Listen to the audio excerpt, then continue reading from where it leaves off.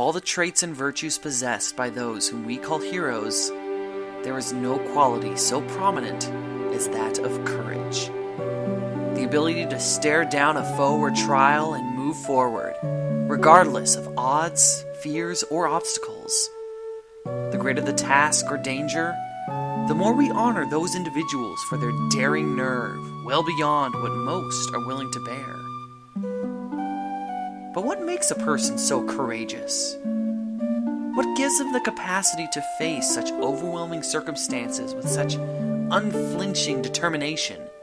Are they born with it? Blessed with unique traits that will, in time, be used to face situations that only they can handle? Or is it earned? Developed step by step as they make one attempt after another to do what they can.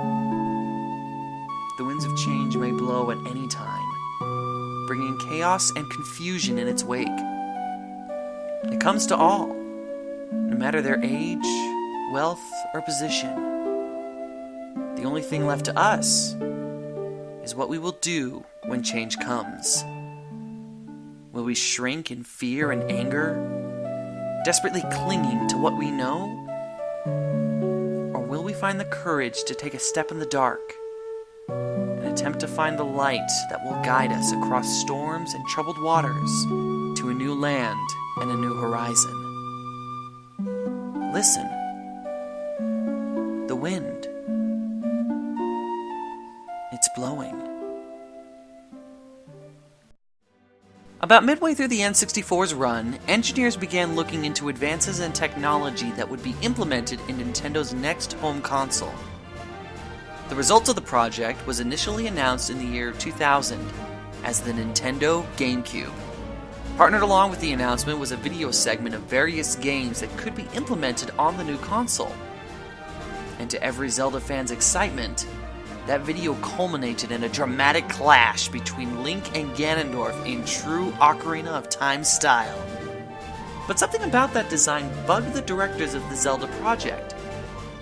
After several attempts and alterations, the team finally found the design that they wanted. What? The reaction from the Zelda community was more confused and divided than it had ever been. And it has never been so divided since. The Legend of Zelda was known for its high fantasy setting and playstyle. The realistic designs of all previous games was the standard of everything people knew about the series. What happened to that Ocarina of Time design they gave us before? The Legend of Zelda was a quest, not a cartoon. While plenty had faith that Nintendo knew what it was doing, there are, to this day, a sizable number of people who have avoided this game out of pure disdain. Many of them never returning to Hyrule ever again. To be fair, it's not hard to understand how these people felt. The Legend of Zelda was the pinnacle of the adventure genre, and Ocarina of Time, the crowning jewel of the series. What's even more surprising is how much Wind Waker acknowledges it. The opening sequence tells specifically of the Hero of Time and events that occurred after his adventure had ended. The rest of the game repeatedly makes almost reverent references to the legendary hero. The somber opening then gives way to the happy environment of Outset, and the stark contrast in tones is readily apparent. For the first time, the opening setting doesn't have any visible backdrop of evil at work. As far as you can tell, all is at peace, and the old traditions seem quaint. If yet another reminder of the game everyone was apparently denied. The calm of your island home and your happy birthday are soon broken, however, as a pirate ship nears shore. But they aren't after you. They're after a monstrous bird that had kidnapped one of their own. Their rescue attempts strand Tetra on the mountaintop, thus propelling you to action. Taking a sword from Orca, you head into the woods and are given your introduction to basic combat. And it looks like you're going to need those lessons in a hurry. Emerging from the woods, your sister comes to greet you, and the giant bird, mistaking her for Tetra, snatches her from the bridge and takes her to lands unknown. Bidding farewell to your island and to your grandma, you take to the seas with the pirates, who agree to help you infiltrate the Forsaken Fortress. Well, maybe infiltrate is the wrong word.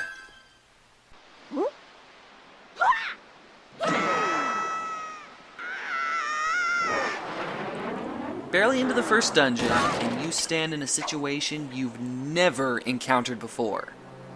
Swordless, practically itemless, and surrounded by enemies on high alert.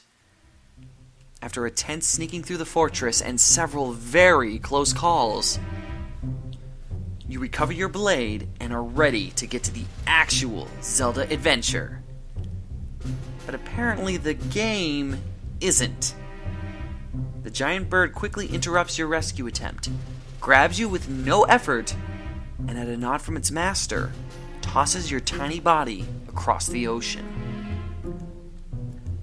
It's certainly a far cry from the kind of Zelda intro you're used to, and it makes you feel more useless than ever before. But perhaps you shouldn't be too surprised at this failure, for as your new guide, the King of Red Lions, informs you, you're facing the very same Ganondorf who was at the height of his powers in Ocarina of Time, before being sealed away. You aren't about to let the King of Evil gain a final victory, and so you stock up on needed items on Windfall Island and head out to sea. The Zelda series hadn't seen a true open-world format since Ocarina of Time, and arguably only the original Zelda could compare at this point to the amount of freedom Wind Waker gave its voyagers. No walls, no cliffs, no barriers of any kind. Anywhere on the map is immediately open to you, and the only question is how fast can the wind carry you there? And once you obtain the power of the Wind Waker, you can ensure that the wind will always be at your back. Unfortunately, the automatic nature of sailing in the somewhat empty sea can make the time between islands extremely boring, especially when you have a particular destination in mind. But the various enemies, islands, and dramatic music can make for an exciting afternoon of discovery if you have the time. And there is plenty to discover. The number of side quests and hidden treasures is immense, possibly the highest in the Zelda series. Each island gives you the opportunity to both increase the details of your map and receive helpful tidbits of information thanks to a wisecracking manfish. Treasure charts are in plentiful supply, leading to sunken rewards near every island, and almost every platform, submarine, and landmass has a prize for you to seek out.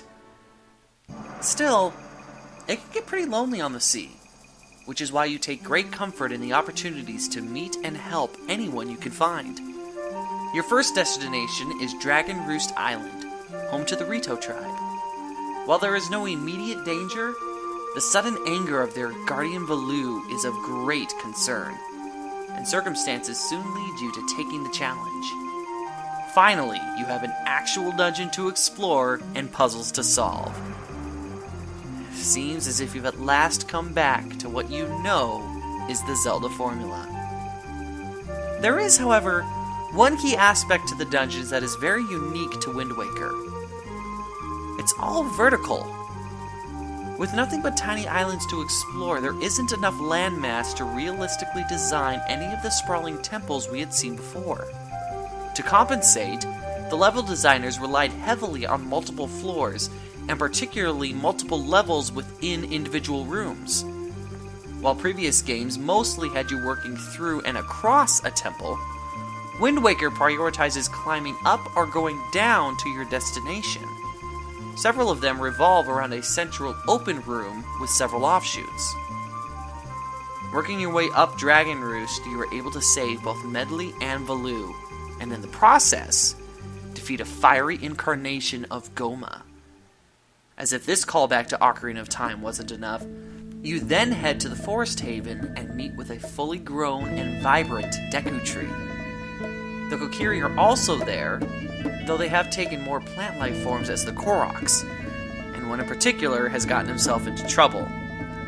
Makar's rescue is almost a trip down memory lane as you explore an abandoned forest village with signs of the Kokiri on every door and the familiar boomerang waiting for you. It's around this point where things finally seem to have settled down in your mind. You've once again entered 2 dungeons, collected 2 sacred relics, and obviously only 1 more remains before the next major portion of your journey. With the wind and your confidence filling your sail, you head to Greatfish Isle, and the entire island has been decimated. Even though your ship suspected Ganondorf's influence on the past 2 islands, never before have you seen such massive destruction at the evil king's hand. As you head towards Windfall in search of aid, the effects of that destruction spread ahead of you, creating a constant storm and a never-ending night. It's about then that you start to wonder what you've gotten yourself into. And it's not just Ganondorf that concerns you. Returning to Outset after swiping the pirates' bombs, you're treated to 1/2 of a conversation between Jabun and your ship.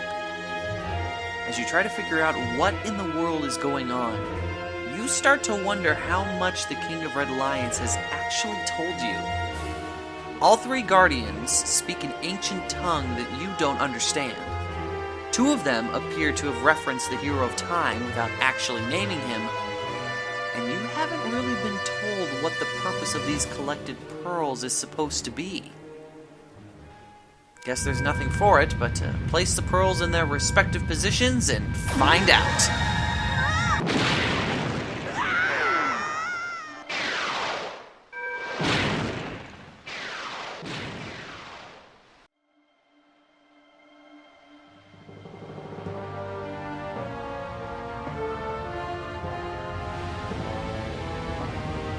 Seeing the Tower of the Gods rise from the ocean's depths is certainly something one would expect from The Legend of Zelda, but its overall design is very ornate and quite different from the rest of the world you've explored thus far. The fact that your ship calls it a trial from the gods doesn't ease your curiosity about what is going on either. But once you ring the bell from the tower's peak, a ring of light appears on the ocean's surface. All indications point to answers lying beyond that light. But instead of passing through or rising up, you sink, and everything changes. The light around you expands to reveal a castle, mountains, an entire country, buried and sealed beneath the ocean's surface. The colorless world and the motionless enemies within the castle show a world frozen in time. The only movable objects within, the door and key leading to a most familiar relic. After opening the lock and descending into the basement, following in the footsteps of great heroes before you, you once again draw forth the Master Sword and bring life to the world around you. As you battle one of the largest hordes of enemies you've ever seen, you start thinking that perhaps this is what you were meant to do. Restore life and vitality to the land of Hyrule and bring it back into the sunlight. But first, you have a sister to save. With the Master Sword at your side, you blast through the front door of the Forsaken Fortress. Phantom Ganon is there to meet you, but you've handled his kind before, and thus easily drive him back, as well as every guard who dares to stand before you and your legendary blade. With a little help from Tetra and her crew, your sister is finally freed, and it's time at last to finish off the bird that got you involved in all of this. As the Helmrock King bursts into smoke, you're ready to reintroduce Ganondorf to the sword that did him in so many years ago. But you should really know by now that the King of Evil is more intelligent than you give him credit for. Before you had ever met, Ganondorf had found a way to disable the Master Sword's sacred light, rendering your only means of attack useless. Tetra's attempt at rescue only delays the seemingly inevitable, and a piece of the Triforce around her neck only adds to the increasing number of questions. Only the arrival of the Rito and Valoo prevent your certain destruction, and so you return, utterly defeated, to the Tower of the Gods. Taking Tetra down to Hyrule, the pair of you head to the Chamber of the Master Sword, where a familiar voice awaits you. The King of Red Lions is now the King of Hyrule, desperate to see Ganondorf defeated and his kingdom restored. Pieces of that restoration process are already coming into place, with the Master Sword unlocking part of the Kingdom's seal and Tetra's Triforce piece completed, revealing her royal bloodline. This is perhaps the most obtuse part of the entire narrative. The fact that Tetra is Princess Zelda can certainly be termed a surprise, though perhaps not entirely unexpected, but the abrupt shift in her personality is jarring. Tetra the pirate captain is devious, sassy, and fierce, but when the royal apparel is placed upon her, she's suddenly meek and reserved.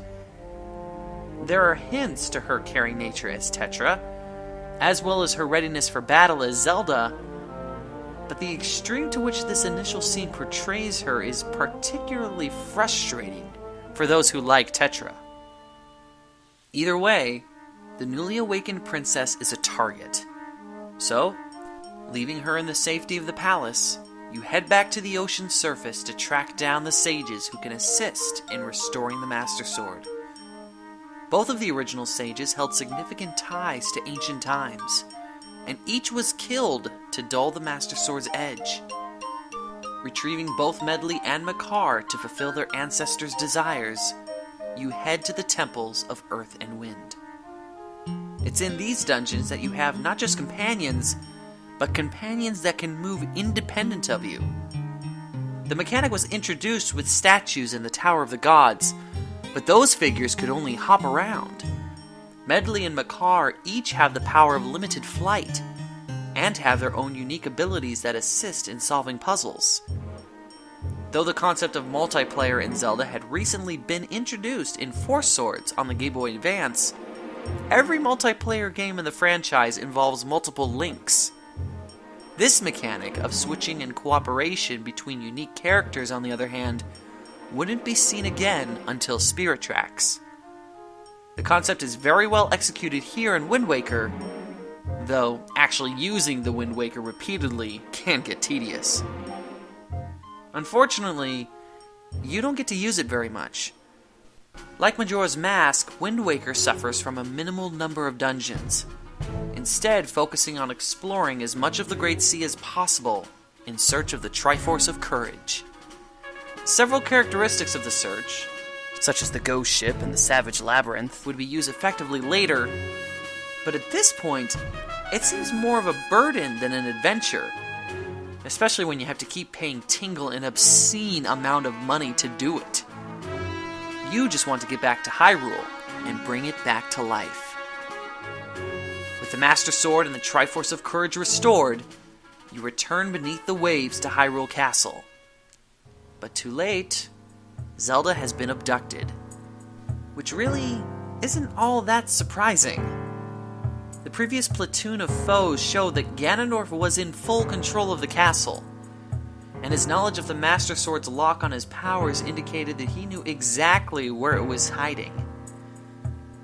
It also doesn't help that the walk from Hyrule Castle to Ganon's Tower is incredibly short. The tower itself is both a revisiting of the dungeon's themes and their bosses, which, thanks to the Master Sword, are much shorter and less hazardous. An extended encounter with Phantom Ganon leads you to the Light Arrow, and the key to unlocking the final barrier. Entering the last chamber, you're prepared to face whatever dark form the puppet Ganon can think to create, and do everything you can to save Zelda from Ganondorf's grasp. Much more intriguing, however, is Ganondorf himself. As he peers into Zelda's dreams and sees again the vast ocean he must have viewed from his fortress, he comes to a conclusion similar to what so many gamers had reached when this game was first announced.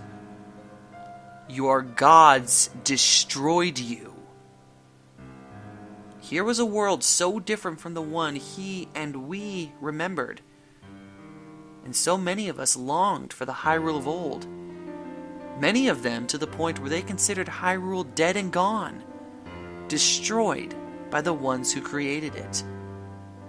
For Ganondorf, who had spent his entire life coveting the lush lands and calm winds of Hyrule, the prospect of losing it forever troubled him more than anything, and he had the means to restore it under his rule. But with the Triforce mere feet from his touch, another steps in, and the King of Hyrule instead wishes for what any parent would wish for their children: hope and a future. Hope in the future, however, has to be fought for. So with torrents of rain and the descending ocean flooding the land, you stand against the King of Evil once more. This duel is one of, if not the hardest battles with Ganondorf you ever have. Outsized, outskilled, and unable to land a direct hit, it's all you can do to defend, parry, and counter, while Zelda aims light arrows at your foe.